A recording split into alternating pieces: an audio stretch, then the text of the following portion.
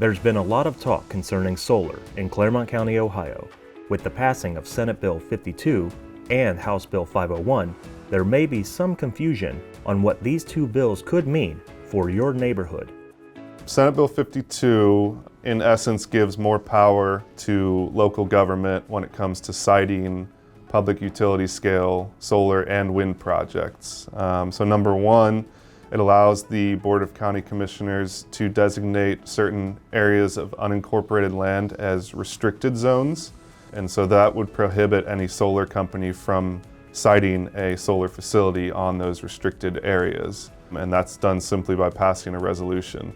Number two, it has a more stringent review process that's placed on companies looking to site a project. So they have to have a public meeting a minimum 90 days prior to applying at the Ohio Power Siting Board to have their project considered. And following that public meeting, the county commissioners of the affected county have 90 days to act on that project, either completely restricting it or denying it or amending it in size and scale. If they don't act on it, then the project can then go forward with the Ohio Power Siting Board process, where they review all public utility projects. Number three, it adds local ad hoc voting members to the Ohio Power Siting Board voting board. All public utilities have to go through the Ohio Power Siting Board process. Typically, that's consisted of 7 voting members who will vote to either deny, amend, or approve a public utility project.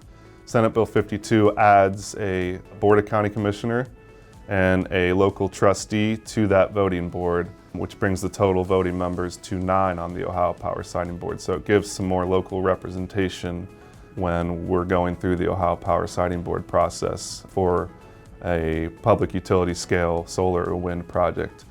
And finally, it increases the decommissioning requirements and reporting for these projects. So they have to submit a decommissioning plan. I believe it's no later than 30 days prior to the project's start, which has to be approved by the Ohio Power Siting Board, as well as they have to post a bond that represents the cost, the estimated cost to decommission the project at the end of its life.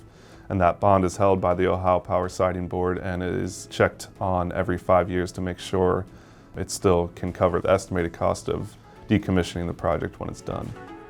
The Community and Economic Development Department has gone out to individual townships that have requested them to give informative meetings regarding Senate Bill 52 and the recent passing of House Bill 501.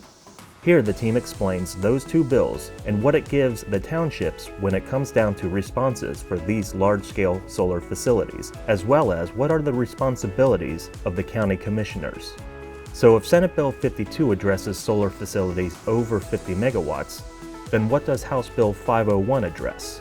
If the solar facility is proposed and they are going to be selling the power that they're generating to the grid as a public utility, but if that facility is producing under 50 megawatts of power, it would not be regulated by Senate Bill 52. What House Bill 501 does is addresses those types of projects that are kind of in between normal zoning regulations and then Senate Bill 52 regulations, and it essentially gives the trustees in the township the power to regulate that type of public utility as if it were a residential or commercial project. So it allows their zoning regulations to address everything from setbacks, size, scale, all of that within buffering, all of that within sort of the zoning code framework.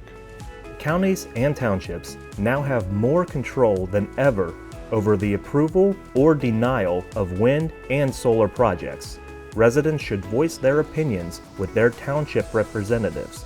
Clermont County Community and Economic Development will help evaluate responses delivered by townships and conduct a collaborative agreement on restriction zones based on responses received by the township.